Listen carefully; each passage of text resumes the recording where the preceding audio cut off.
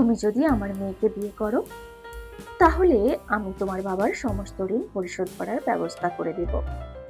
অপরিচিত একজনের কাছে থেকে এমন কথা শোনার পর যে কেউই অবাক হবে।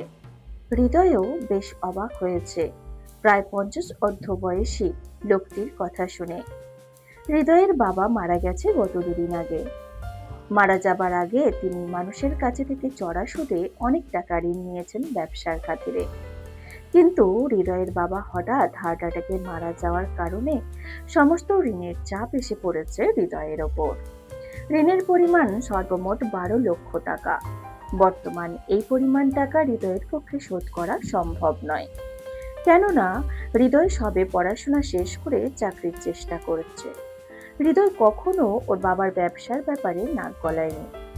হৃদয় সবসময় চেয়েছে সে চাকরি করবে, কারণ ওর কাছে ব্যবসার চেয়ে চাকরি বেশি সুবিধাজনক মনে হয়েছে। কিন্তু বর্তমানে যে অবস্থা, পরিচিত লোক আর ঘুষ ছাড়া চাকরি পাওয়া সম্ভব নয়। ভাগ্যের জোরে 2-1 জন নিজ যোগ্যতা দ্বারা চাকরি পেয়ে যায়। একদিকে হৃদয় কোনো চাকরি জোগাড় করতে পারছিল না, আর একদিকে পাওনাদাররা এসে চাপ দিতে শুরু করেছে। প্রতিটা মানুষ এসে হুমকি ধমকি দিয়ে যাচ্ছে। কিছুক্ষণ আগেই একজন পাওনাদার এসে কড়া কিছু কথা বলে 7 দিনের সময় দিয়ে চলে গেল। 7 দিনের মধ্যে টাকা পরিশোধ করতে না পারলে যা হয় একটা উনি করবেন। এমন পরিস্থিতিতে হৃদয় কি করবে বুঝে উঠতে পারছিল না। মনে মনে ভাবছিল, সে কি রাতের আধারে গ্রাম ছেড়ে পালিয়ে যাবে? পরক্ষণেই মনে হচ্ছিল, না না, এটা করা মোটেও ঠিক হবে না। সন্তান হিসাবে তো আমার একটা দায়িত্ব আছে, সে দায়িত্ব থেকে সরে যাওয়াটা ঠিক হবে না। হৃদয় বাড়ির উঠানে বসে থেকে এইসব চিন্তা করছিল। ঠিক সে সময় লোকটি হৃদয়ের সামনে এসে কথাটি বলল। হৃদয় বেশ অবাক হয়ে লোকটির দিকে তাকিয়ে আছে। হৃদয়কে তাকিয়ে থাকতে দেখে বলল, কি হলো, এমন অবাক হয়ে কি দেখছো? দেখছি একজন অপরিচিত মানুষ, চেনা নেই জানা নেই, হুট করে একজনের কাছে এসে এমন প্রস্তাব রাখলো। এটা কি অবাক হওয়ার বিষয় নয়? হুম, তা তো অবশ্যই। তবে তুমি আমায় না চিনলেও আমি তোমায় খুব ভালো করে চিনি। ও, কিন্তু আপনি আসলে কে? আর সব খুঁজে খুঁজে আমার কাছেই বা আসলেন কেন? তো বেশ, আমার ব্যাপারে বলি তাহলে। হৃদয় কিছু বলল না। লোকটি বলল, আমি তোমাদের এলাকার এক সময়কার জমিদার আকবর হোসেনের একমাত্র নাতি আরিফুল হোসেন। আমি অনেক ছোট থাকতে আমার বাবা সবাইকে নিয়ে শহরে চলে গিয়েছিল, আর সেই থেকে আমার শহরে বেড়ে ওঠা। মাঝে মাঝে গ্রামে আসা হয়। আজ কয়েকদিন হলো গ্রাম ঘুরতে এসেছি, আর গ্রামে এসে তোমাদের ব্যাপারে জানতে পারলাম। ও আচ্ছা, তো দেশে এত ছেলে থাকতে শেষে কিনা আমার মতো একজন সামান্য ছেলেকে খুঁজে পেলেন নিজের মেয়ের বিয়ের জন্য। আমার ব্যাপারে তো সবই জানেন। আমার কাছে বর্তমানে একটা সার্টিফিকেট ছাড়া আর কিছুই নেই। বর্তমান যে ভিটেটা আছে, এটাও যে কোনো সময় মানুষের দখলে যেতে পারে। জানি। তারপরও তোমার বাবার কাছ থেকে অনেক লোক পাওনা থেকে যাবে, তাই তো আমি তোমায় এই প্রস্তাব দিলাম। আচ্ছা, আপনার তো অনেক টাকা পয়সা, টাকা পয়সার কোনো অভাবই নেই। আপনি চাইলে তো যে কোনো কোটিপতি ছেলের সাথে আপনার মেয়ের বিয়ে দিতে পারেন। সেখানে আমার মতো একজন সহায় সম্পদহীন ছেলের সাথে বিয়ে দিতে চাইছেন, ব্যাপারটা আসলেই ভাবার মতো।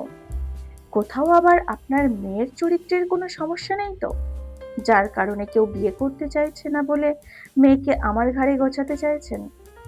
এবার আরিফুল রীতিমতো রেগে গেল।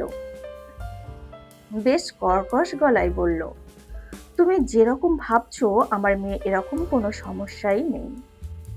বরং সে বলতে গিয়ে আর বলল না। হৃদয় তখন বলল, কি হলো, কিছু একটা বলতে গিয়ে বললেন না যে? আরিফুল বেশ ঠান্ডা গলায় বলল, তুমি যদি আমার প্রস্তাবে রাজি হও তবেই বলবো, তার আগে নয়।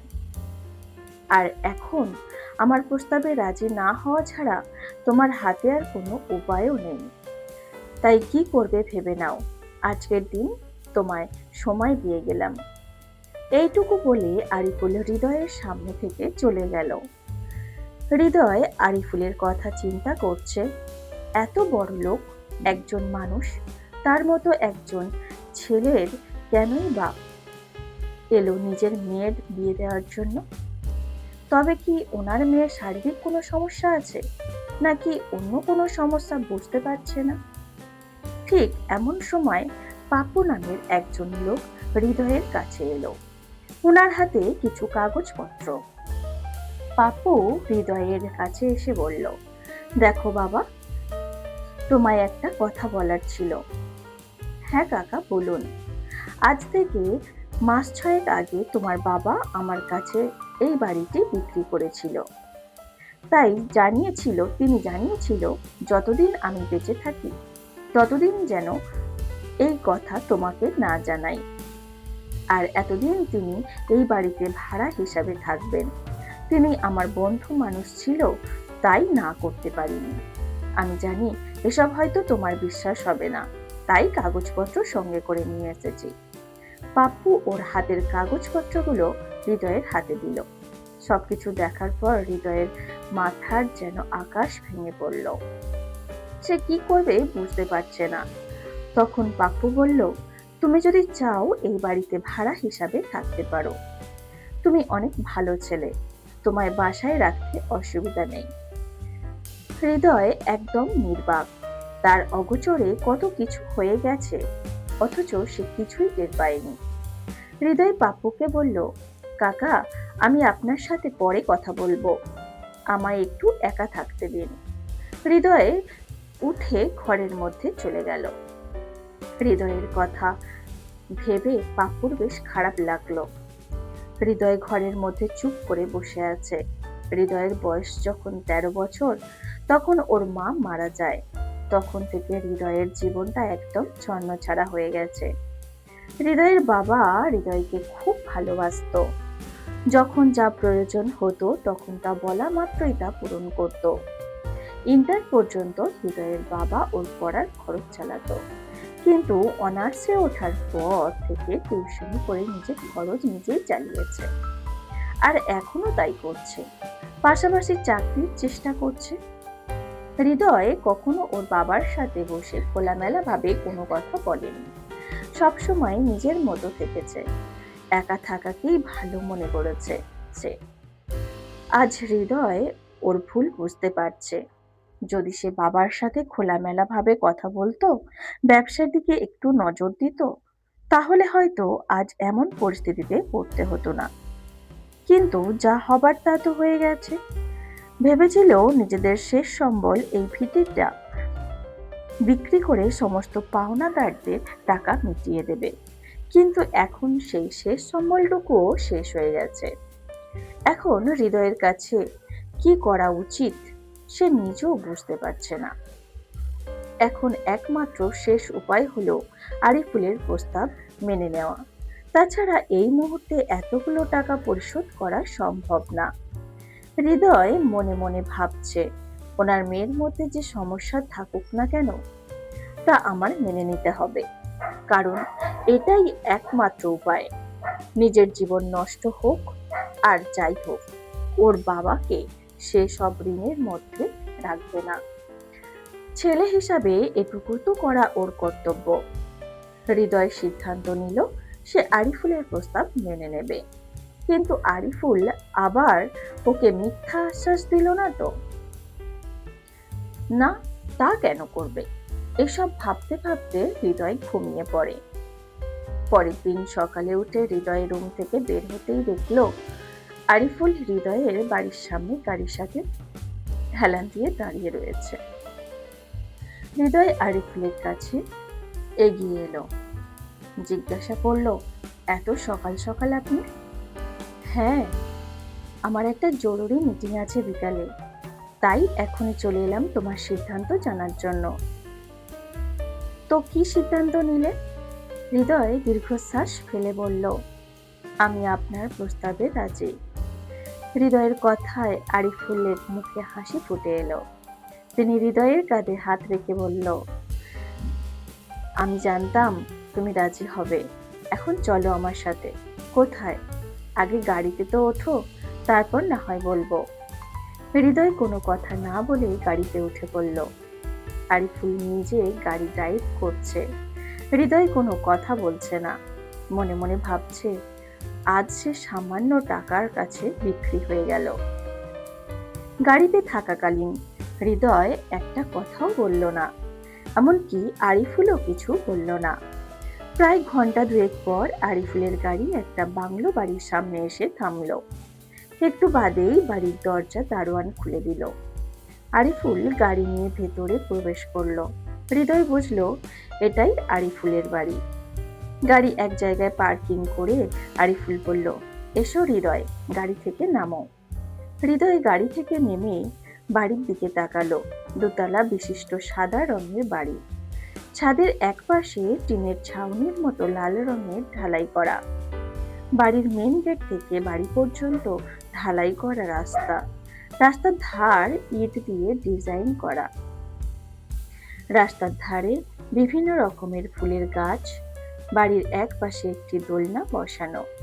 আরিফুল হৃদয়কে নিয়ে বাড়ির ভিতরে প্রবেশ করলো। বাড়ির ভিতর ঢুকেই সামনে পড়ল বিশাল এক ডাইনিং রুম। কাঁচের টেবিলের চারপাশে সোফা বসানো আছে। বাড়ির ডান দিকে সিঁড়ি, যা ওপর তলায় উঠে গেছে। হৃদয় প্রথমবারের মতো এরকম বাড়ি স্বচক্ষে দেখছে। আরিফুল হৃদয়কে নিয়ে সোফায় বসলো। তারপর বলল, আগে তোমার মেয়ের সাথে পরিচয় হোক, তারপর সব কথা আমি বলবো। হৃদয় মাথা নাড়িয়ে হ্যাঁ সূচক জবাব দিল। আরিফুল ডাক দিল, মা আরিশা, এদিকে একটু এসো। মিষ্টি কণ্ঠ ভেসে এলো, আসছি বাবা।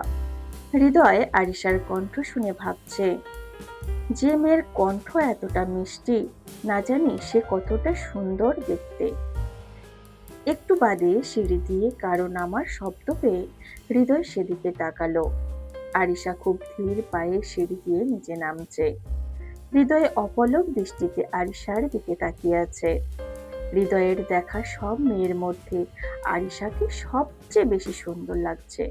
উজ্জ্বল শ্যামলা গায়ের রং, পরনে হালকা সবুজ রঙের সালোয়ার কামিজ, মুখে মুচকি হাসি। হাসির কারণে গাল দুটো কেমন ফুলে আছে। ঠোঁটে হালকা লাল লিপস্টিক, ঠোঁটের নিচে কালো তিল, খোলা চুল কোমর ছাড়িয়ে গেছে। কিছুটা চুল বুকের বাঁ পাশে ছড়িয়ে রেখেছে। আরিশা হৃদয়ের সামনে আসতেই